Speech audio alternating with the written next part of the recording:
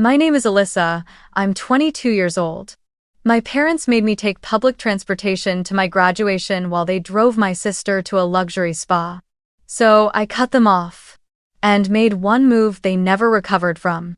I sat quietly on the hard plastic seat of the city bus, both hands clutching the strap of my handbag resting on my lap, inside it the printed copy of the speech I had spent all night writing. My graduation gown was slightly wrinkled, damp with the misty rain that had passed through the city earlier that morning. I looked out through the fogged-up bus window, following each drop of water trailing down the glass as if they were redrawing my memories moment by moment, cold and silent. Today was my college graduation day, a milestone I had dreamed of for 4 years. But the only thing I felt now was emptiness. They once promised they would be there. My mother once said she'd be the first to stand and clap when I walked across the stage. My father once said he would rearrange his work to take the whole family out for dinner to celebrate my achievement. But, in the end, only the sound of the bus engine kept its promise. I unlocked my phone. A message from Mom lit up the screen. Happy graduation day. The spa was booked long ago. Send me some pictures, okay? I didn't even have time to feel anything, not anger, not disappointment, just a quiet dullness like a blunt knife sliding across my heart. I swiped further and saw my sister Aubrey's Instagram story, her feet soaking in a rose petal bath, a glass of champagne in her hand. The caption read, "Spa day with the best parents in the world, treat yourself." I half smiled, unsure if I was laughing or falling into a familiar darkness. I had hoped this time would be different. I had told myself they would show up, that they wouldn't miss something this important. But once again, just like every other time before, I built an expectation that no one cared enough to meet. A college graduation, the day when children are embraced by their parents, when family photos are taken, when dinner celebrations are planned for me, it was just a drizzly morning on a public bus. The bus slid around a slick corner, and I leaned slightly with emotion. The city outside warped and blurred behind the glass. I wondered if someone else out there was also wearing a graduation gown, also alone like me, or was I the only one not worth driving, not worth appearing in today's family photo. The speech in my bag suddenly felt like a cruel joke. I had written the opening line. "I want to thank my parents for always being my rock, helping me stand here today." Now that I think about it, saying that on stage would be like stabbing myself in front of the entire auditorium. An old woman got on at the next stop and sat beside me, nodding with a gentle smile. I nodded back, mechanical and hollow. She didn't know. No one knew. And maybe I didn't need anyone to know anymore. I was always the one holding the camera in our family photos, standing behind it while Mom and Aubrey posed in the center, while Dad wrapped his arms around them both. And me, I stood off to the side, an unnamed shadow.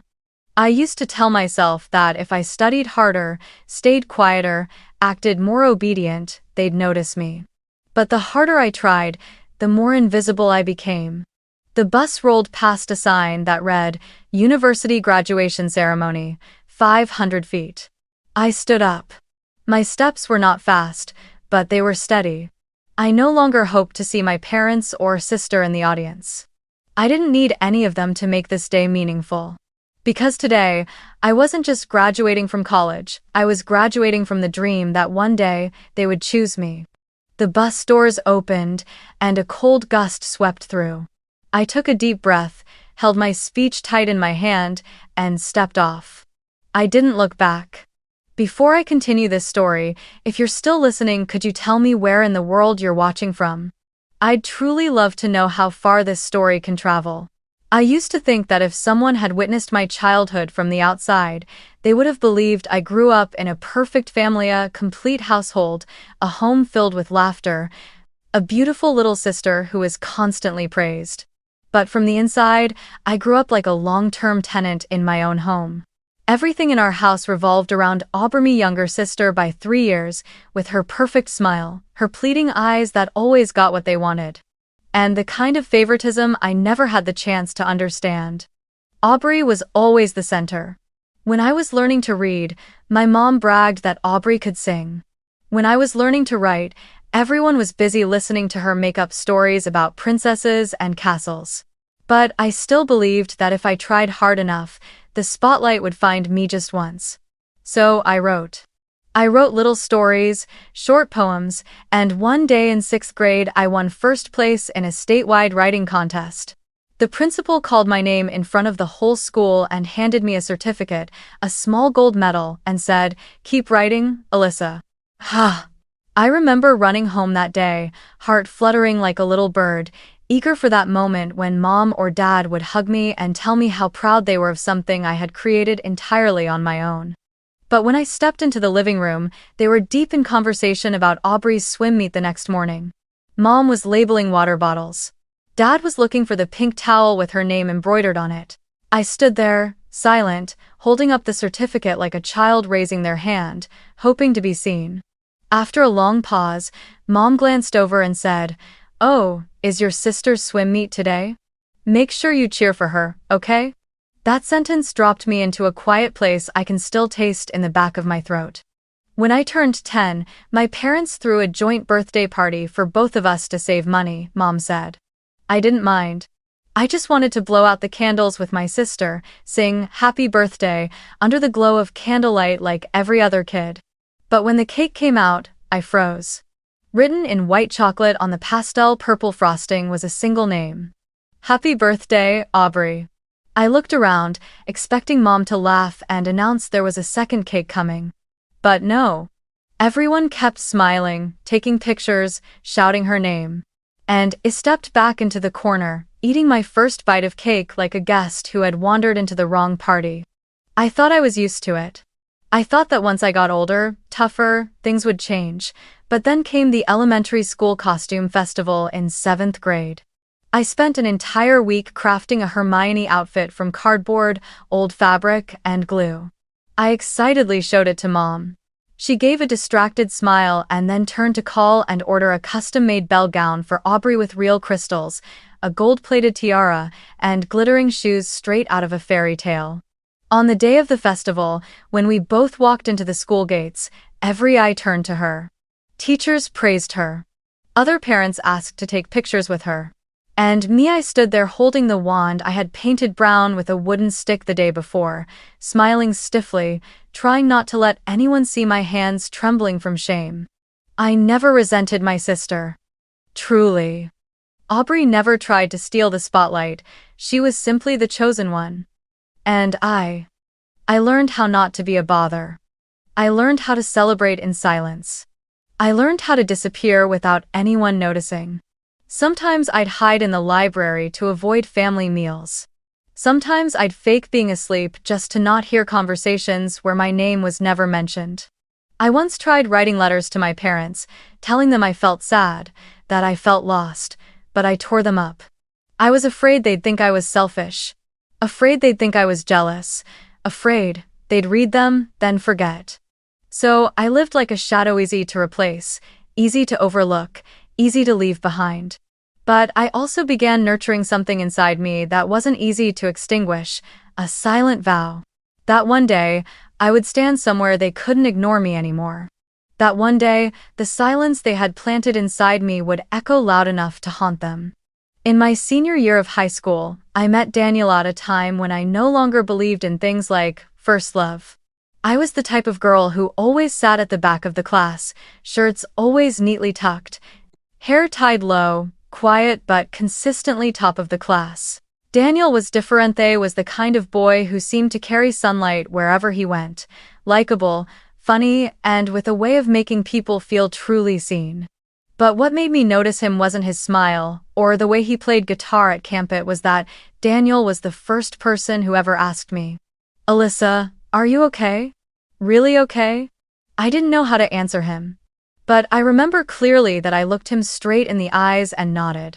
That was the first time I ever saw someone truly look past the invisible shell I had worn my whole life. We started dating. Everything unfolded gently, like a slow song, no rush, no noise.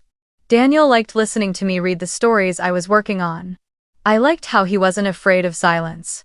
One time, he said, "You're like a room with a window facing the sea, but people just walk by without knowing it." I laughed. And you? I asked. He replied, I'm the one who walked by, but got curious enough to open the door. I thought maybe this time I wouldn't be left behind. Until one fateful evening. That night, Daniel came over for dinner. I planned to cook his favorite pasta, but my mom said, don't worry, I'll cook.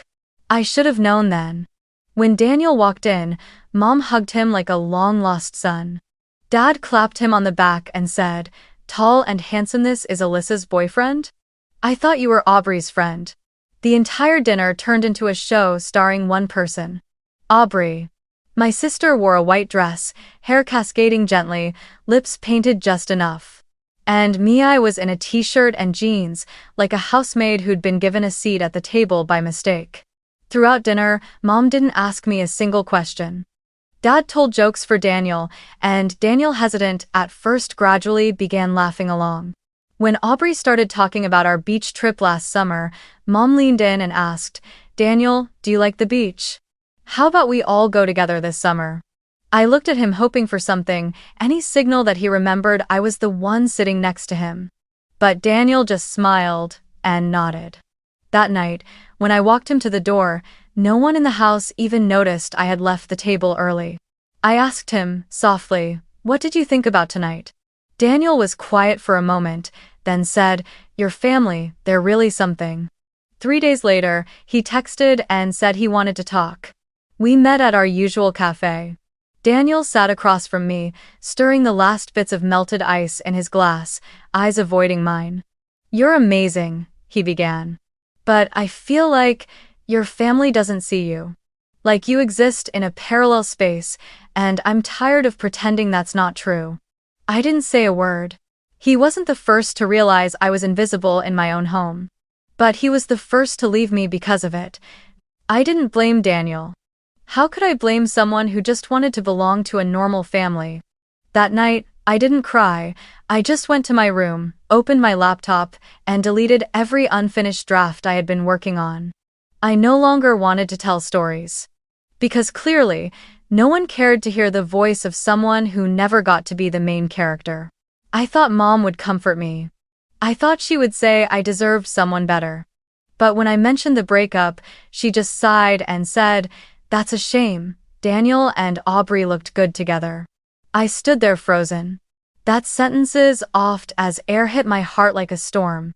Turns out, even when I was the one in love with Daniel, Mom still imagined her future son-in-law loving my sister instead. That was the moment I knew I had to get out of this place. Not to escape, but to survive. I began redrawing the map of my life, a map with no center named Aubrey, no more dinners where I'd be pushed aside, no more words like knives wrapped in floral paper. I didn't know when I'd be strong enough to leave. But I knew one thing for sure, that day would come. And when it did, I would never let anyone call me Aubrey's sister again. I still remember the day I received the college acceptance email. It was a damp morning, and I was sitting alone in my high school library, my hand trembling as I moved the mouse toward my inbox. When the words "Congratulations, Alyssa" appeared on the screen, I nearly forgot to breathe. I had made it. An Ivy League school. One of those names people assume is only for the privileged, the well-connected, or the brilliant. I was none of those things. I was just a girl who knew how to write an essay that dug deep, who could tell her story in a voice no one had ever cared to listen to except on paper. I went home, nearly bursting with joy. I grabbed my phone and called my mom first. She picked up while at the supermarket. I told her the news, expecting the silence on the other end to turn into emotion. But instead, she simply said, "Oh, good that you got the scholarship. By the way, next week I'm taking Aubrey and her friends on a beach trip for 3 days. Remind your dad to pack your bags, okay?" Then she hung up. I sat still for a long time, the phone still in my hand, and let out a faint laugh. In that moment, I understood no matter how big my joy was, it would never be big enough to fit into this family's schedule. I don't blame them. Or rather, I no longer have the energy to blame them. On move-in day, while long lines of freshmen pulled suitcases behind them, hand in hand with their parents, I stood in the middle of campus with 2 oversized bags I'd hauled from the bus station myself. My family didn't come. The reason? Sorry, sweetheart, but I promised Aubrey and her friends this vacation months ago. Your dad's too busy to join either. You'll be okay, right? I didn't answer. Because if I said what I truly felt, the answer would have been no. But if I stayed silent, at least I'd keep what little dignity I had left. The only person who called me that day was Uncle Nathan, my father's younger brother. He didn't say much, just asked if I had arrived and if I needed anything. When I told him I was standing in front of the dorms, he said, "Keep your phone on, I'm ordering dinner for you. Don't go to bed hungry." An hour later, a delivery man arrived with a warm pasta dish and a small note. "No one deserves to start a big journey alone. Proud of you, Uncle Nathan." I looked at that note and tucked it into my wallet. It was the only message I kept with me throughout my freshman year. College life wasn't easy. I studied while juggling 3 part-time jobs: library assistant, cafe waitress, and online tutor. I woke up at 6, studied until noon, worked until late, then studied some more. On nights when exhaustion swallowed me whole, I'd sit on the dorm balcony, looking out at the city lights and ask myself what I was trying so hard for. For a degree? A future career? Or maybe just to prove to someone, or maybe to myself, that I wasn't just an afterthought in a family that always chose someone else. Every time my bank account dipped below $100, I'd grit my teeth and recalculate every meal. A few times, I thought about texting my mom to borrow some money, but I always deleted the message before hitting send. I had learned that asking for help from someone who doesn't see you is the fastest way to remind yourself you're invisible. Thankfully, Uncle Nathan sent me a small allowance every month. It wasn't much, just enough for books or to cover medicine when I got sick. But to me, that money felt like a quiet reminder. You still have someone who believes in you. 1. Every time I came home for the holidays, I felt like a stranger visiting, not a daughter returning. Aubrey was always the one they asked about. "How are your grades this semester? What does your new boyfriend do? Any fun plans coming up?" And me? Mom would just say, "Alyssa, help me clear the table." I didn't react anymore. I just nodded, washed dishes, wiped the counters, then slipped quietly upstairs like the shadow I'd grown used to being. But something had changed. I no longer begged to be seen. I started building a space of my own, a world where I held the pen, where I wrote the script. I joined academic seminars, submitted work to the campus journal, even presented my thesis to professors without anyone coming to watch. And I kept writing. Not for praise, not for recognition, but to hold myself together, to keep from disappearing. Once, while folding a printed draft of my essay, I accidentally wrote this line: "I am the voice swallowed in the house with the most laughter." I paused, reread it, and didn't delete it. Because I knew, someday, that laughter would fade, and when that day came, I would still be standing, not to retaliate, but to prove that I had always been here. Still existing. Still strong enough to walk forward. I didn't know when that day would come, but I made a vow to myself. One day, they will have to hear me without me having to scream. And then, the most important day of my entire college life finally arrived. I had started planning for graduation 2 months in advance. The school emailed the time and location, and I marked it in red on my wall calendar, stuck a post-it note to my desk, even set a reminder in my phone. Graduation, 9:00 a.m., Central Hall. To me, it wasn't just a ceremony, it was a certification that I had survived. Survived 4 years without anyone behind me. Survived midterms squeezed between shifts, illnesses without caretakers, and winter nights eating instant noodles in study rooms because I couldn't afford hot soup. I emailed my parents early, then followed up with texts. I tried to sound cheerful, hopeful, as if believing that if I wrote gently enough, sincerely enough, maybe this time they would show up. The first message I sent read, "My graduation is on the 20th, at 9 a.m. I would be really happy if you could be there." Days later, my mother replied, "We'll try to make time for it, probably can come." I didn't have time to feel relieved before the next morning. Aubrey posted a story. "Spa day with mom and dad, number, pamper yourself." In the short clip, my mom was sitting in a foot massage chair, hair tied high, smiling as she chatted with the spa staff. My dad was reading a men's fashion magazine, and my sister turned the camera to herself, winked, and held up a bright pink smoothie with a pouty smile. Family time well spent. I stared at the screen, and my heart tightened. Not out of anger, but out of pain. An old, familiar pain that cut a little deeper each time it came back. I called my mother. I didn't text. I needed to hear her say the thing I had always feared to believe. After 3 rings, she answered, her voice cheerful as if nothing had happened. Alyssa, sweetheart, you're calling? I'm soaking my feet right now. I bit my lip, trying to keep my voice steady. Mom, I reminded you about this. Why are you at the spa on my graduation day? She paused for a moment, then replied curtly. The spa was booked in advance. I couldn't cancel. And besides, taking the bus is convenient, right? You're used to going alone anyway. I don't remember when I hung up. I just remember the screen had gone black, and my chest felt just as dark. I sat silently on the wooden dorm bench, dressed in my graduation gown, fingers gripping the yellow tassel. Only one sentence echoed in my head, you're used to going alone anyway. Yes. They had taught me to go alone, to do things alone, to endure, to overcome alone, so this time, I would go alone. But not to be praised for being strong. This time, it was to confirm, once and for all, that they had never really chosen me. That morning, I got up early. Light rain was falling. I put on my cap, grabbed my bag, crossed 3 blocks, and caught the first bus. The seats rattled, the smell of old plastic and body odor made me nauseous. I got off, walked nearly a mile to catch the second bus. Every time I stepped through a puddle, I whispered to myself, just a bit more. You'll get there. And you'll stand on that stage, without anyone.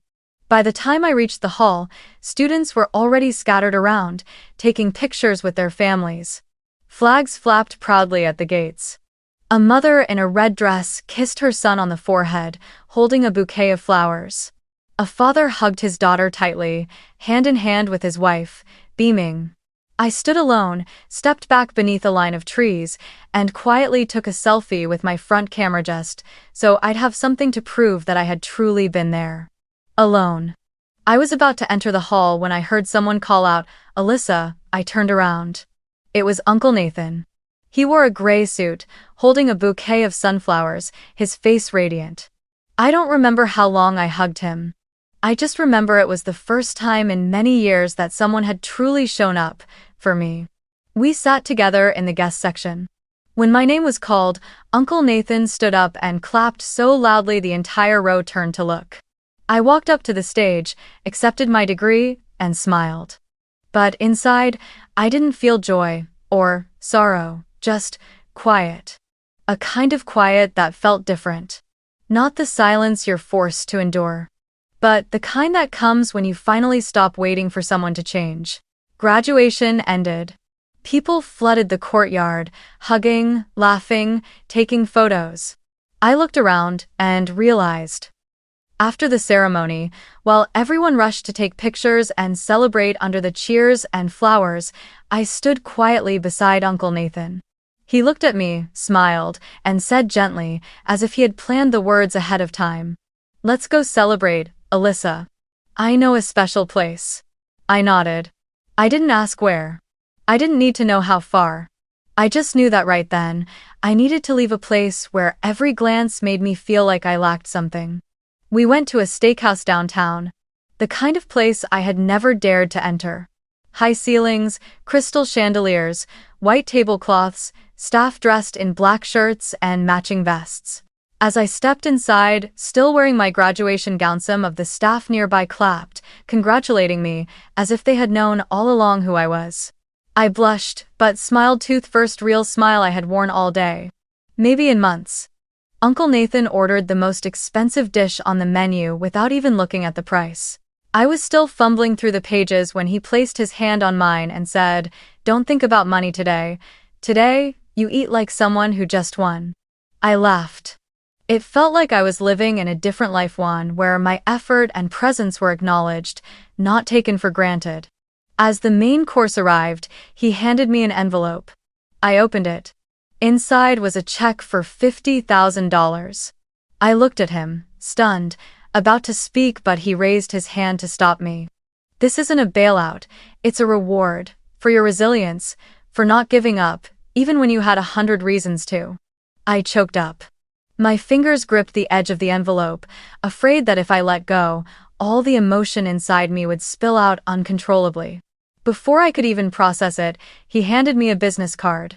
Mark, head of HR at a rising tech company in San Francisco. I've been an investor since day one. I trust them. They're looking for someone with a mind like yours. I looked at the little black card, plain, simple, just a name, an email, and a string of numbers. Everything went quiet for a moment. I looked up at him, about to ask, why do I deserve all of this? But before I could speak, he met my gaze and said with a warm, steady voice, "You don't have to go back. No one deserves to keep you if they never cared to hold on. They had their chance. And they threw it into a spa tub. Now it's your turn to choose your life." That sentence unraveled a knot in me I hadn't even known I was carrying. I didn't cry. But it felt like for the first time in years my chest was actually beating instead of just surviving. That night, I went back to my room, opened my laptop, and started looking up San Francisco, the company he had mentioned, and what I needed to do to move immediately. I stayed up past midnight, not out of worry but excitement. The feeling was so foreign I had to ask myself, is this really me? But then I thought, no, this isn't someone else. This is me, the version I always could have been if I hadn't been forced to live under the shadow of indifference. The next morning, I turned off my phone. Not silent mode, not temporary avoidance. I powered it down completely. I didn't want to receive a single message from my mother, my father, or Aubrey. Not because I was angry, but because I didn't need them anymore. I opened the car rental app, selected a mid-size vehicle that could handle long distance. I packed only 2 suitcases, one with clothes, one with books, and my laptop. Everything else, I left behind. The photos, the small gifts, the notebooks from freshman year, they no longer held meaning. I drove away from the dorm at 6 a.m. The city was still asleep. Gray skies, light rain. I glanced into the rearview mirror and I knew that was the last time I'd look back. I was no longer Alyssa, Aubrey's sister. Alyssa, the girl who figures it out, Alyssa, who's used to going alone. I was Alyssa, the one who had the courage to walk away, knowing she was never chosen, but still chose herself. I turned on some soft music. The road was quiet. The radio played a song I didn't recognize, sung by someone I'd never heard of. But the melody fit perfectly with how I felt inside, like I was crossing an invisible threshold between the life I had endured and the life I was about to begin. And I knew no one could pull me back anymore. I arrived in San Francisco on a windy morning. The city greeted me with a light fog and the scent of coffee hanging in the air. The company Uncle Nathan had introduced me to was located in Soma, in a modern glass building with rows of bicycles lined up at the entrance. They welcomed me like I was the missing piece they'd been waiting for. No questions about my past, no awkward glances wondering why I didn't have parents with me at the contract signing. Just one simple sentence. "Welcome to the team, Alyssa." I started as a junior developer. Everything was new. The programming languages, the team culture, the time management style, it all forced me to push twice as hard to keep up. But I felt happy. Truly. Because for the first time, my existence was measured by what I created, not by where I stood in a family photo. No one here called me someone's sister. No one compared me to a more perfect version. I was just Alyssa, name that stood alone, and stood enough. I rented a small studio apartment near the company, with a window facing the Bay Bridge.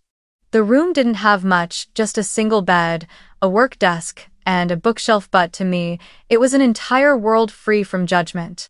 In the mornings, I went to work. In the evenings, I studied online courses, ate ramen with raw greens and an egg, and sometimes read over the old essays I brought with me from college, the only thing I kept. Those writings reminded me I always had a voice. I had just learned to whisper it because no one ever wanted to hear. During my first week here, I did something I had always feared. I deleted all my old social media accounts, Instagram, Facebook, even the phone number I'd used since 8th grade, everything vanished. I created a new email, changed the display name entirely. I didn't tell anyone. I didn't write a goodbye status or leave breadcrumbs behind. To the old world, I disappeared. And strangely, I felt freer than I ever had before. Every weekend morning, I jogged along the park by the bay. The wind tangled in my hair, sea salt brushed my cheeks, and I felt alive, truly alive for the first time, not to be seen, but to feel myself. I began exploring the outdoors, signed up for an indoor climbing class, and was later invited to join a weekend hiking group.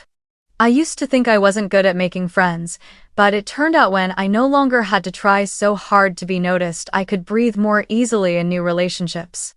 I became close with Maya, UI designer who lived in my building, and Thomas, a systems engineer who loved wildlife photography.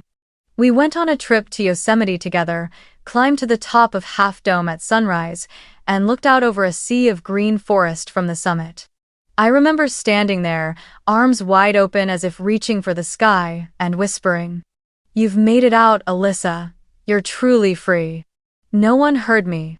But I didn't need anyone to hear. I no longer needed witnesses for my existence. Because I myself was proof enough. At work, I grew more confident. I contributed ideas, wrote code for my first real project, and was praised by my team lead during meetings. A year passed. I didn't go home. No holidays, no vacations, no reunions. My mom sent a few emails to my old address. I never opened them. Aubrey messaged my old LinkedIn. I didn't read it. Those attempts felt like arms waving from a dream I had finally woken up from. I wasn't there anymore. One afternoon, I was sitting in my favorite little cafe, working on a new proposal, when a little girl at the table next to me turned and asked, "Are you the lady who writes for computers?" I laughed. "I help computers talk to people," I replied. She nodded thoughtfully, then told her mom, "Someday, I'll be smart like her." I smiled.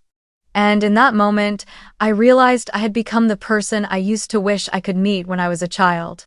Life had no more drama. No one expected me to play background to their spotlight. No one asked, "So how's Aubrey doing these days?" This life was quiet, gentle, and full of small things I never thought I deserved. A kind reply to an email, a sunset through my window, a story told without being interrupted halfway through. I was living. And I was no longer living like a shadow.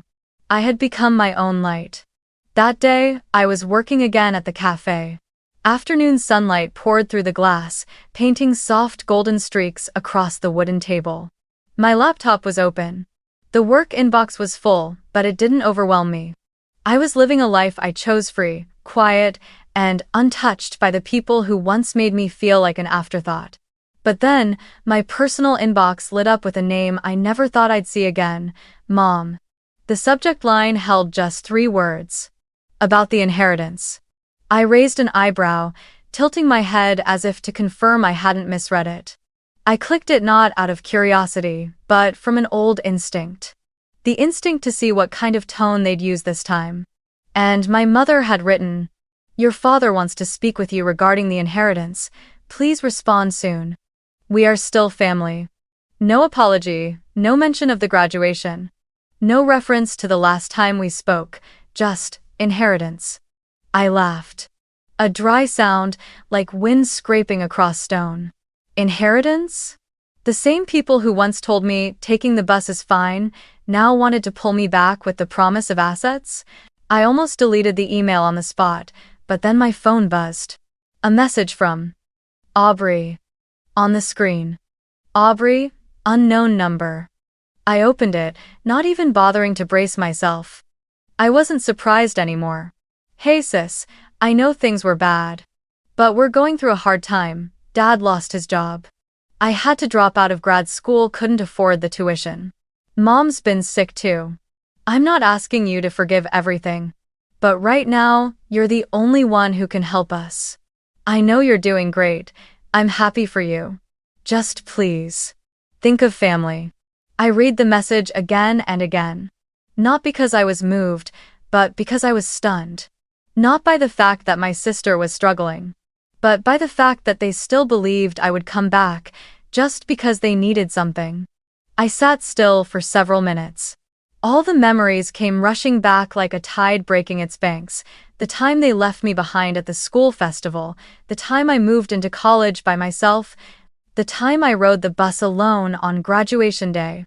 And them still going to spas, still posting polished stories, still holding each other in photos while I stood in the margins, unseen. They never showed up when I needed a hand. And now they knocked not with love, but with need. I laughed again. A cold, bitter laugh. I wasn't worth a seat in their car. And now they come asking for salvation? I opened my laptop and began to type an email. Each word felt like the final puzzle piece I needed to seal this chapter for good. Dear Mom, I read your email. And I've thought carefully. I'm not interested in the inheritance.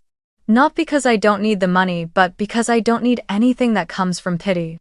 Family isn't a place where people only remember you when they're broke and desperate. Family, if it ever existed, was absent from my graduation. From the nights I sat alone eating instant noodles, longing for someone to call and ask how I was. I'm doing well. I'm okay. And I'm proud that I got here without needing anyone from that house. Please don't contact me again. Alyssa. I didn't wait for a reply. I didn't check if it had been read. I just hit send, turned off the Wi-Fi, closed my laptop, and stepped outside. That afternoon, the city air felt strangely cool, like it too had just been released from an old, invisible tether.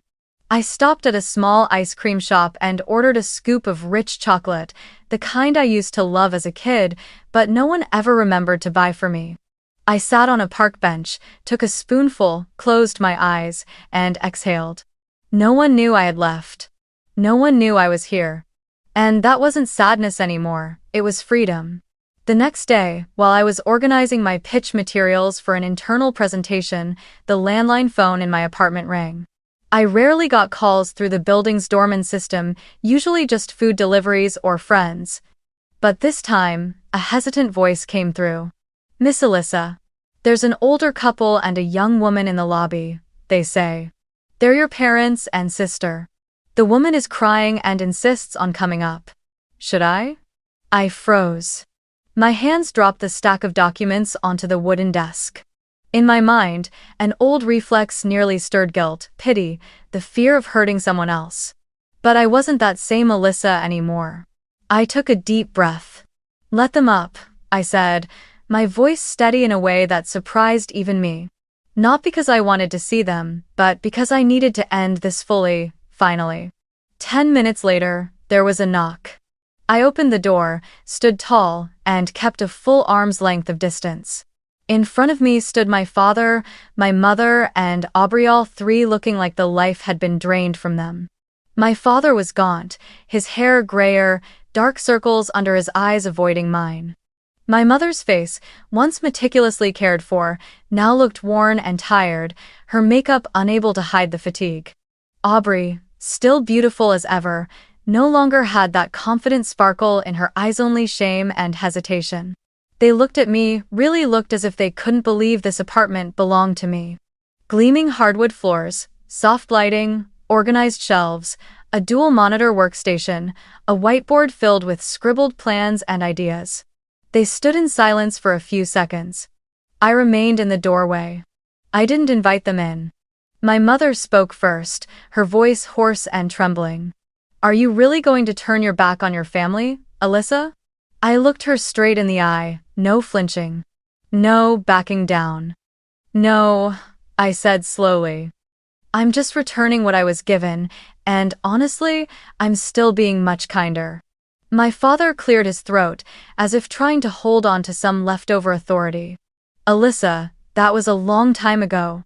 We're still family, no matter what, blood is blood. I nodded, lips curled in a quiet smile. Right. So where was that blood when I stood alone on the train platform with my suitcase on move-in day? When I graduated and rode the bus through the rain, where were you? At the spa? Poolside at a hotel? I stepped back slightly, hand tightening on the doorknob. Honestly, I'm grateful. Because your absence taught me how to survive without begging for affection. Aubrey spoke next, her voice softer than I'd ever heard it. Sis, I didn't know it hurt you that much. I'm sorry. I looked at her. For a moment, I saw the little girl Mom used to tie ribbons into, while I sat backstage sewing up my own dress. I didn't hate her. But I didn't have anything left to forgive with, either. It wasn't your fault, Aubrey, I said, but it's not my job to fix this family's broken pieces. My mother started crying, reaching out a hand to me. I took a small step back. Enough. This isn't your home. This is where I live peacefully, freely, and without being judged by the hierarchy of love you all decided long ago. My father snapped. Alyssa, don't be ungrateful. Your mother is crying because of you. My grip tightened on the doorknob, and I swung the door wide open. Then you should have cried when I walked across that stage alone with no one in the audience clapping. Not now. Not when I've become your backup plan. And I closed the door gently, like folding the final page of a well-worn book. I didn't cry. I didn't feel triumphant. I only felt one thing: relief. I stood still for a moment, listening to the fading footsteps down the hallway. Then I turned back to my desk, sat down, and reopened my laptop. On the screen, the program I was working on flashed an unresolved error. I smiled and whispered, "Life goes on." And I continued typing lines of code, each keystroke a new heartbeat in the life I was building with my own hands and unshakable will. A year later, I stood on the rooftop of our company's building during an anniversary celebration, a glass of wine in hand, the city lights catching the folds of my deep plum silk dress. My name had just been announced as the recipient of the Innovation Lead of the Year award, a title I once believed was reserved for people who belonged in that world, the world of spotlights, applause, and names that were always called first. But here I was, being congratulated by colleagues, shaking hands with the CEO who said, "We're lucky to have you." The project I had led, an AI platform designed to streamline medical data management, had just been recognized by a top tech magazine. The article featured a photo of me, standing at the center of my team, smiling with quiet confidence. It wasn't the crooked smile from my graduation day. It was the smile of someone who finally believed she belonged in the center. I used my first bonus to place a down payment on a small house on the hillside with a lavender garden in the back, a bright white kitchen, and a little balcony facing the Golden Gate Bridge. On the day I got the keys, I stood in the empty room, played my favorite song, flung open all the windows to let the wind rush in, and shouted, "Alyssa is home." I threw myself a birthday party for the first time in my life, without planning for anyone else. It wasn't extravagant, just a few close friends, a few bottles of wine, and a small cake with my name on it. My name. Mine alone. No one beside me, no stage to share. Maya brought me a handmade bracelet. Thomas gave me a printed photo of me in the forest, laughing under the sun during one of our hikes. They told me I was the warmest person they knew, even after surviving so much cold. I didn't deny it. After the party, once everyone had gone home, I poured another glass of wine, sat alone at my new desk, opened a drawer, and took out my graduation photo. I stared at it for a long time. There I was, in a blue gown, standing alone in the auditorium, my eyes fixed on an empty space. I didn't feel pain, I didn't feel regret, I just smiled. Because I understood sometimes, you have to disappear from the old pictures to shine brightly enough to become a portrait of your own. If you've ever been the shadow in your family, if you've ever been called the one who handles things, if you've heard people say, "She's strong, she can manage," as an excuse to leave you behind, then I wrote this story for you. You are not alone, and you are not wrong for wanting love. And if you're thinking about leaving, I just want to say, go. Not to escape, but to begin. And maybe, just maybe, where you're going is the first place you'll ever be called by your real name. Share your story in the comments. Someone out there may need to see themselves in the words you speak.